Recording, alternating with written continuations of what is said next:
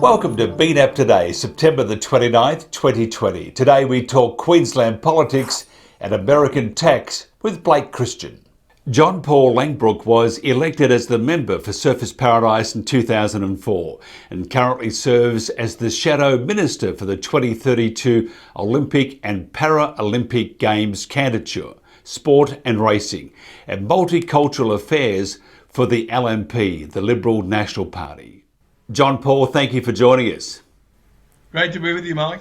Look, restrictions for the Gold Coast have been eased with gathering limits extended to 30 people and hospital and aged care visits now permitted.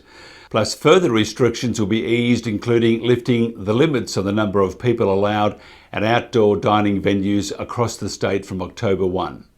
But border restrictions are still in place. Many restrictions will remain until the 1st of October. How has the government managed to hoodwink us to think that they're acting in our interest? Well, it's certainly very frustrating. Even your description there of how things have changed, Mike, really shows the confusion that a lot of local business owners, residents and tourists must feel when they're trying to get out at night or go out to enjoy what we have to offer here on the Gold Coast. The Labor government clearly has almost given up on the Gold Coast in terms of the effect on tourism, and they've done that because I think of their emphasis on Brisbane, and that's a place where they hold lots of seats. It's not known for its tourism particularly, and Anastasia Palaszczuk really has just been trying to hammer this "we've been keeping you safe" line, but unfortunately with the restrictions that have come across in all sorts of ways, there are lots of businesses here on the Gold Coast where there's a massive feeling of not just frustration, but also angst and a lot of mental anguish happening amongst people who are trying to live their lives and are heading backwards in terms of their finances. There'll be some bad economic indicators, local, state and national, over the next 6 to 12 months at least. How do we best manage the fallout? Well, I think that the federal government is showing a lot of leadership here. So whether it's Scott Morrison or Josh Frydenberg or our local members here on the Gold Coast, Angie Bell, Karen Andrews and Stuart Robert and Scott Buchholz, who also has part of the Gold Coast, have obviously been lobbying very hard. And that's where we've seen a recent announcement of $10 million to help our local tourism product to be advertised and promoted. So along with things like Job Seeker and Job Keeper, that's really what's keeping the economy afloat. But it's a false sense of security that I think the Queensland Labor government will be getting, because they're not contributing anything like what the federal government is contributing. And of course, as Job Keeper, and Job Seeker, which have reduced from just a couple of days ago, then is removed, when those things are removed at the end of March, we really are going to hit a bit of a cliff, I think, and unfortunately it's the Labor state government that have led us to this issue, because they were the last to give small business any grants, or even the grants that they've given were massively oversubscribed, and they haven't done the heavy lifting that the federal government has. Further state lockdowns in the face of maybe another wave, just impractical. Well, that would be completely impractical and would be the death knell for thousands of businesses. I think the statistics are very promising at the moment to see the rapid the rapid decline in the number of cases. In New South Wales, where I think they've had no cases for 2 days in a row, and of course here where we've had very few cases over the last couple of months. But it's almost like the state Labor government is like the boogeyman that you all remember when you were children. That they just keep saying, oh no, we don't want to release, we don't want to relax, we don't want to let go. After a while, it becomes like the boy who cried wolf. Queenslanders were prepared to do what it was that we had to do from March through April and into May. But unfortunately, the state Labor government are trying to play this all the way to October 31st. And Queenslanders are practical people, in my experience. They just say, well, we didn't have 30,000 die. We didn't want 30,000 to die. And the 850 or so Australians who have died are tragic. And the 6 Queenslanders who've died, that's also always an individual tragedy and a family tragedy. But let's not gild the lily. let's get back to work. Let's get back to doing what Australians do best. After something like this, it's a once in a century issue. Let's get back to building our economy and getting jobs for our kids and for all of us. The federal government has just announced more regional tourism grants. What type of activity or investments in tourism and non-tourism sectors are really critical to economic recovery? Well, as we've already mentioned, those grants are something that shows the great leadership and the listening ability of Scott Morrison and Josh Frydenberg, which has been coordinated, of course, through our local MPs. I think when it comes to the detail, we have been promoting in Queensland that we thought there needed to be the $200 million that was going to be given to trying to bail out Virgin. Our proposal was that it should go to also promotions and marketing.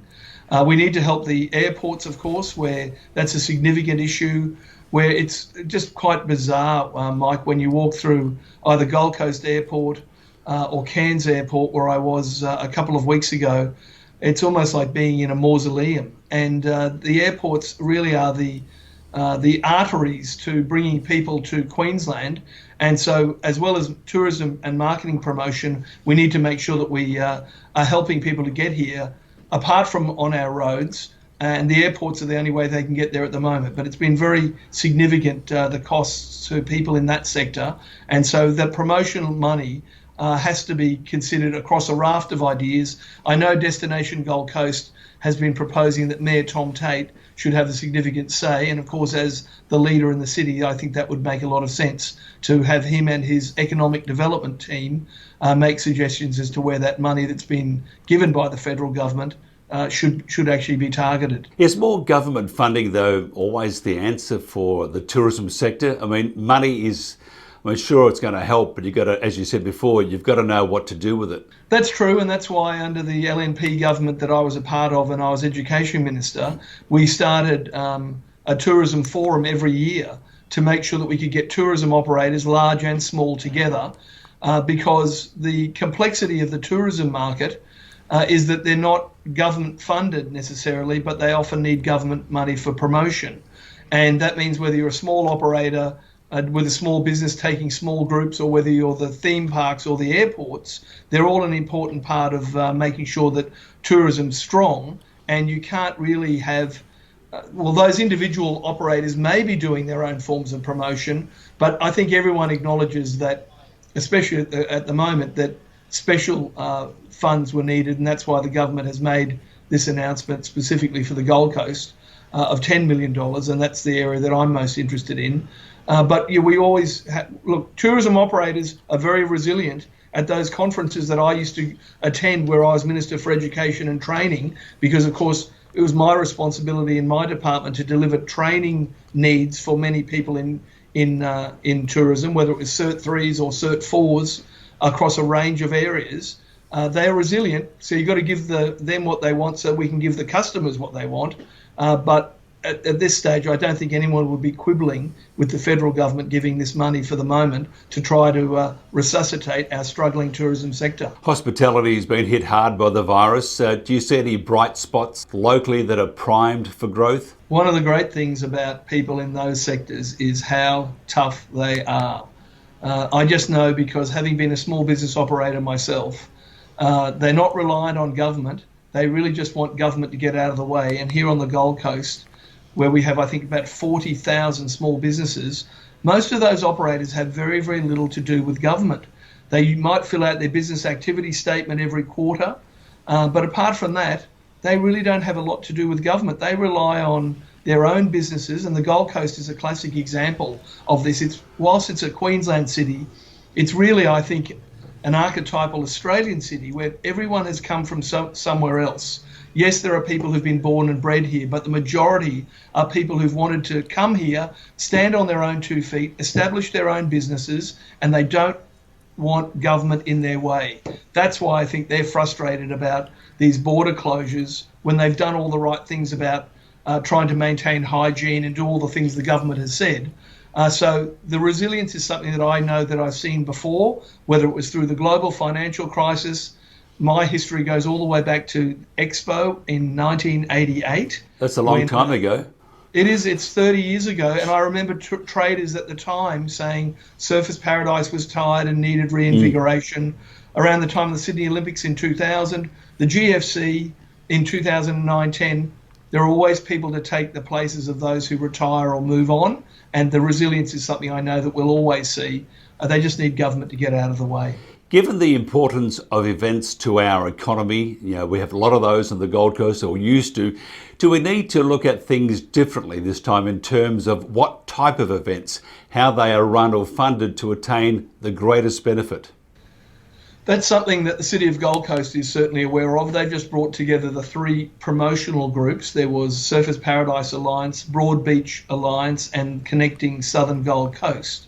And they brought them together in one body, which commenced on the 1st of July. And that was because we had 3 bodies with a lot of duplications of roles, and Mayor Tom Tate led that, along with Dale Dixon as CEO of the council. So now there will be a renewed focus on which events are going to be promoted. Of course, Broadbeach has done some great events with jazz and blues and the Country Music Festival. Southern Gold Coast has always done things with the older cars and those sorts of promotions. And of course, Surfers Paradise has regularly had a lot more events because it's the real jewel in the crown. And so whether it's Elvis festivals, whether it's fireworks, movie nights, schoolies, there's lots of events that are funded through levies on traders. But of course, there'll be a renewed focus on making sure that those traders who are spending their hard-earned money or having it taken by council are getting good value for whatever events that are promoted. But one of the things that we've always done very well here is to build events up that end up being something that are unique to the Gold Coast, whether it's those events in Broadbeach or the ones that we've all been to in Surfers Paradise, and even at the southern end of the Gold Coast. And those are the things that define the coast and make people want to come here regularly on weekends. So we've become an events destination, but you always need to be refining what you're doing. What's the main issue for Surfers Paradise for the elections? Take away the border issues and COVID. Crime, Mike. Crime has become an epidemic over the last 6 months. So at first, during lockdown, I think the whole country and the whole state wasn't really moving very far. But then, because our police have been so focused on quarantine, the quarantine hotels, of which there are now 4, and also maintaining our borders without an increased allocation of police officers here on the Gold Coast, it's meant that throughout the suburbs of Surfers Paradise and other areas of the Gold Coast, my parliamentary colleagues and I have never had so many engagements with our constituents. So I'm on Facebook connected to a lot of local community groups, and I know that they're having issues with car theft, break-ins to their houses. You only have to lie in bed at night wherever you are on the Gold Coast, if it's near any suburban road, and you will hear hooning and traffic noise from loud exhausts where people seem to be hooning much more because they're aware that there are no traffic police. So I know from my contacts with local police that they are frustrated with the fact they're not able to do any beat police, which means, when you're in London and you love seeing bobbies on the beat, we haven't seen any of that in Surfers Paradise over the last couple of months. And unfortunately, last week, of course, we had 2 stabbings, which are just terrible to talk about, but we have to face the facts. And those issues of crime throughout the electorate and throughout the city are of real concern. And unfortunately, it's also leading to more awareness because of the fact there are fewer people in Surfers Paradise. The prevalence and obviousness of homelessness has become quite stark. So there were a lot of issues with homelessness in Southport on the other side of what we call the Sundale Bridge, because there are a lot of services that are provided there by the council and by a lot of community groups who offer food and meals and clothing in Lawson Street, Southport. But unfortunately, that will be a real detriment to reinvigorating tourism in Surfers Paradise if something's not done. So I've met with a number of local councillors, Darren Taylor, Brooke Patterson, newly elected councillors, along with Rob Mulhook, the member for Southport, and Angie Bell, who's our member for Moncrief. So that's coordinating all 3 levels of government, along with people who want to help, like Rotary clubs, looking for some sort of solutions. But unfortunately, once again, whilst I sound like a cracked record, the state Labor government hasn't been giving enough of the federal funding that they get every year to helping issues of public housing and homelessness on the Gold Coast. And unfortunately, it's those of us who live here who are then affected by the frustration of those homeless people who are often drug or alcohol affected and have got other mental health issues as well. So that's something that needs to be looked at as well. And one final question, this is a big one for you. Who do you think will win the election this year? Well, I've been now in 7 elections, Mike, and I've won 6 of them. That's very good. One of the things that I've learned over 17 years in the Parliament is I try not to worry about the outcome of the election. I try to do the work locally that has enabled me to win 6 elections. And then as part of a team, that I'm confident the team is doing a great job under Deb Frecklington and Tim Mander to make sure that we can then win across the state. Mm-hmm. I think that there is a sense that the issues that we're speaking about, which is about the economy and getting Queensland working again and making sure that our kids can get to their schools, universities and training so they can get on with being an important part of our economy, is something that's resonating with a lot of Queenslanders who are also concerned about some of the stories that are coming out about waste from the Labor government, who really have got no plan for the future. They're only talking about the COVID-19 crisis and thinking that we should all vote for them because we've supposedly been kept safe.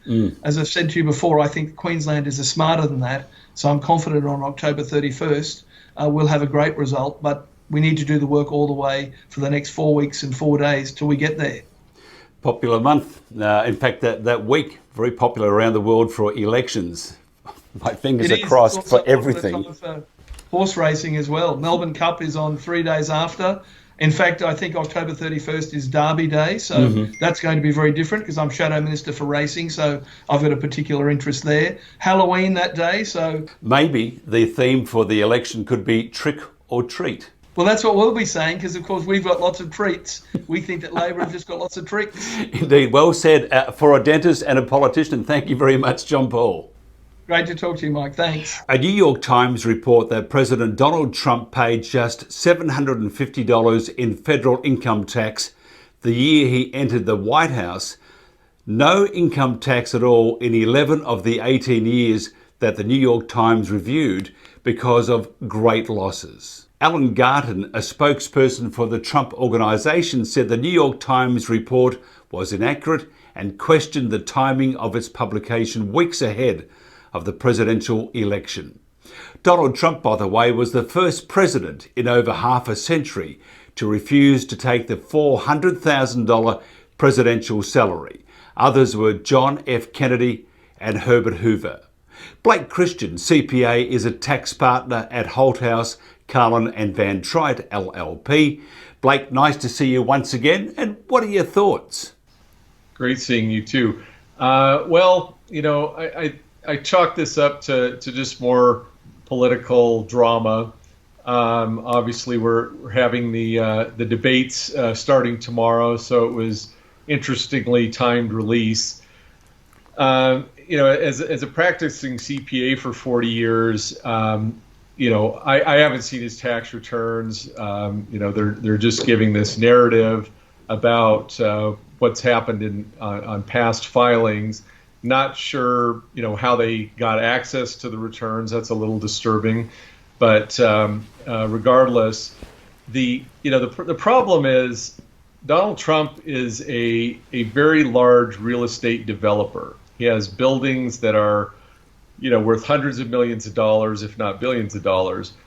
That kind of business brings lots of depreciation expense, lots of interest expense, lots of property taxes, and generally when you either build a building or you buy a building, it is unprofitable from a tax standpoint for the first 3 to 7 years, you know, at a minimum.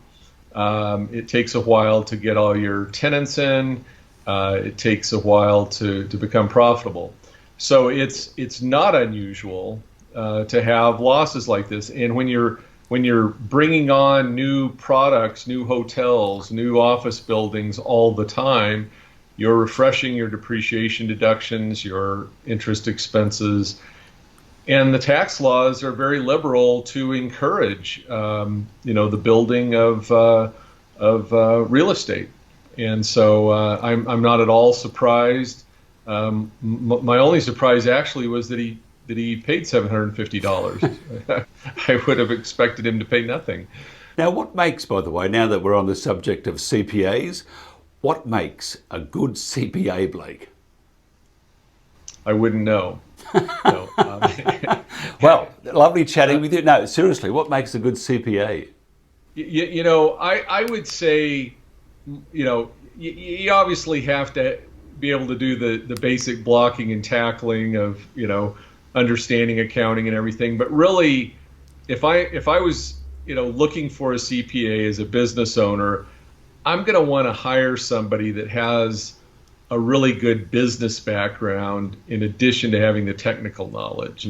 And so I would look for somebody that has made investments in businesses themselves, maybe started businesses. Personally, I've started over 20 businesses during my 40-year career, ranging from restaurants to a wine shop to a software company. And having done that, it makes me much more in tune with the challenges that clients are going to have at, from, inception to exiting the company. So that's what I would be looking for, is that good business background. So what can a CPA do for a business, and how do you get the best out of your CPA? Bribe him with scotch, whip him? I mean, there has to be a little trick there somewhere, or is there? It's like any relationship. It's all about communication. And when I'm onboarding a new client or being interviewed, I'll tell a client, it's like, if you just want to hire me to prepare a tax return, I'm the wrong guy. We're the wrong firm. I only want to be hired by somebody that's going to call me whenever they're going to make a significant move financially. And that could be, starting a business, buying a business, selling a business, marriage, divorce, funding their kids' education. The best relationships I have are those clients that are constantly calling me or emailing me and saying, keeping me informed of what they're doing.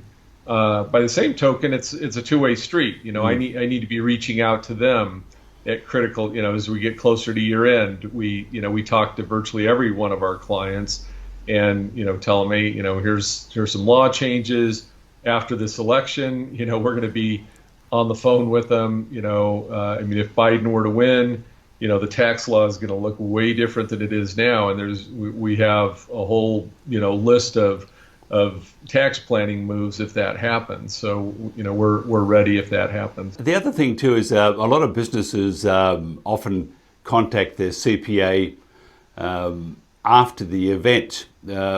Probably a bad way to do business, isn't it? You probably need to speak to your CPA before you have this epiphany. Yeah, I cannot tell you how frustrating that is and costly. I tell clients, or prospects, it will cost you more if you tell me after the fact, because, and over the last month, I can tell you 3 or 4 situations on, I've got one where we, they just signed on with us, but they've been selling a bunch of real estates, lot sales on a huge development, and the tax rules are such that after they've sold their 5th lot, there's some tax issues associated with that. So had we been on board, last year, we could have guided them and reduced their exposure. If you're looking for business advice, what do you look for in a CPA? What sort of advice does a CPA give? Is it just as a broadsheet, or is it more detailed? And to get to that, I would imagine, detailed advice, they actually need to see all the deep, dark secrets. So again, when we're being interviewed, The first thing we need, we need their financial statements, we need their most recent couple of tax returns to kind of see how they're trending, how the prior CPA was handling things. And from the client standpoint, that interview process, and I tell them all, go to two. I prefer that they've gone to 2 or 3 CPAs before they come to me, and I want to be the last guy they come to, because then I can just rattle off things that I would do differently in their tax returns, and the best. I know they're going to sign on with me when they say, "Gosh, nobody else has mentioned that to me." And that's what I've always prided myself on, is to come up with, again, legitimate ideas, but just tax planning structures and things that other people haven't brought to their attention. And so that that'd be my advice to a business person looking for a new CPA. Again, talk to at least 2 or 3. Provide them the same information, tax returns, financial statements, just have that package ready for each one of them, level playing field, and see which one comes up with the best ideas. And ask them, what did my current CPA, what are they doing wrong? What would you do different? Would you change, and this is one thing I look at very hard, is like their legal entities. Donald Trump has well over 100 entities. Well, some of them should be C Corp, some of them should be LLC partnerships, some may be disregarded entities, and they all have different tax treatments. And depending on the character of income that's in each one of those legal entities will determine, and what the future holds for those as they can best guess. That'll help us decide, should we change their legal format. Choosing a large multinational firm, or maybe just a boutique expertise such as a smaller firm, is bigger better, and is the bigger the firm, the bigger the bill? It's really tax planning, all consulting is very custom, and so. One of the big 4 firms, which is my background, is completely appropriate if somebody has multi-jurisdiction operations. If they have Asian operations and U.S. operations, and maybe are thinking of going into Europe, the big 4 may be very appropriate for them. But if they don't, at the same time, if they don't need a certified audit, then maybe they don't need one of the big 4, and that especially when you get into the audit field with the big 4, they're extremely expensive, even some of the large national firms. And so you really want to pick a firm that first of all has industry expertise. You don't want to be teaching your CPA about, if you're in a technology business, software writer, you don't want to have to teach them, how R&D credits work and how licensing agreements work. If you're a manufacturer, you don't want to have to teach your accountant cost accounting. So it just varies. You want to match up somebody that can speak the same language, and also, even with a big 4 firm, you need to make sure that the team that gets assigned to your account is a good match. You've got to make sure that they put a partner, manager, and even seniors on that already know your business, because what's going to happen in most cases is they're just going to throw on that project anybody that is available, and that they may not have any experience in your industry. So you really have to ask those questions and pin down the firm. After being a CPA for 88 years, it may feel like that. But that's all right, my pleasure. But it may feel like that, but my, how time flies when you're having fun. What are some of the common mistakes clients make? They buy assets in the wrong entity. They take title to assets in the wrong names. They may They may have been better off buying something in a trust. In some cases, it may be better for the husband and wife to own that as a joint asset. Sometimes you might want to put it in a legal entity. And so that's probably the most common, is just buying a business car. Sometimes, oftentimes they'll just buy it individually, and then they say, well, I want to put it in my business. Well, you should have just bought it in the business to begin with. But we can repaper it and, move it to the business. But again, it's extra steps, it's extra documentation. It's kind of clunky to do that. And I bet you're looking forward tomorrow to the first debate. Question is, will Joe get there?